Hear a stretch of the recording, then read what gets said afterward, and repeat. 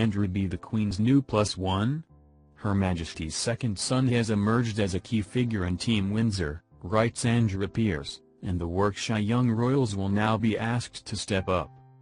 On a glorious spring morning in San Diego yesterday, Prince Andrew paused briefly for photographers as he arrived to speak at a cybersecurity conference at the University of California. He made no comment, however, on the Duke of Edinburgh's decision to retire from public duties, although for the prince it heralds a significant, and welcome, change to his own role within the royal family.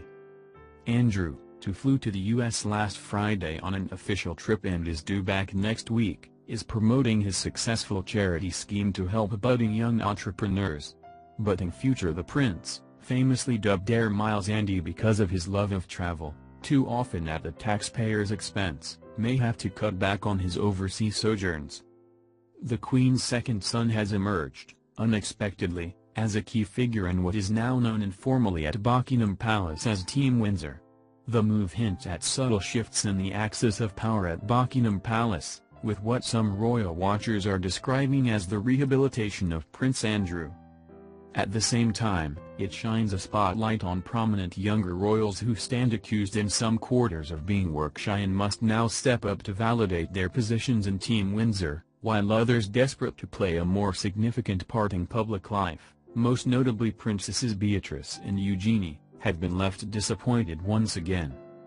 The move has done little to heal the alleged rift between Prince Charles and his younger brother over the perceived ongoing slight to the princesses.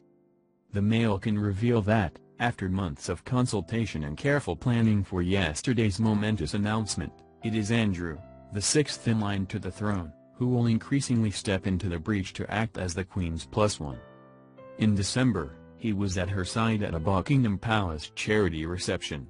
Last month, he accompanied the Queen to a ceremony at Windsor Castle where she honored the Royal Lancers, presenting the regiment with a ceremonial flag, known as a guidon, as a symbol of their loyalty to the monarchy. If it was a dress rehearsal for what is to come, then it passed faultlessly.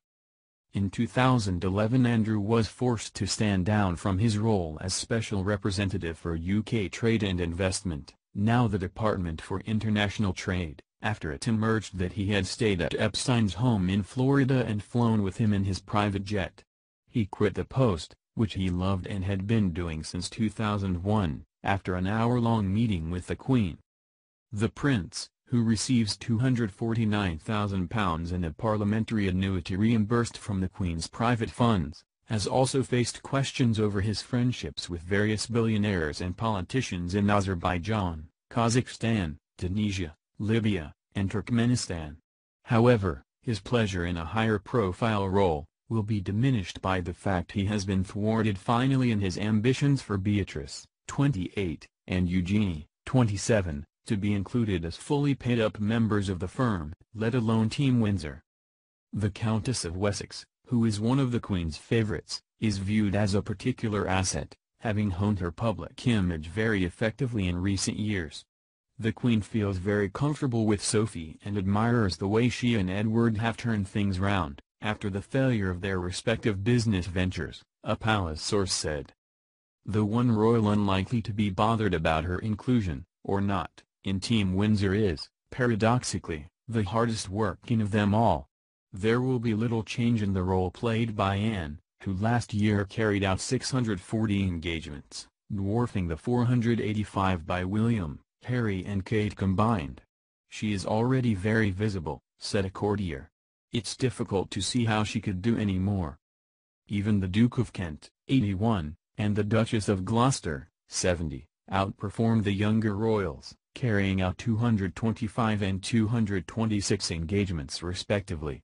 William, 204 engagements including tours of Canada and India, Harry, 166 including a 15-day Caribbean tour, and Kate, 115, may need to up their game if they are to prove their worth on Team Windsor.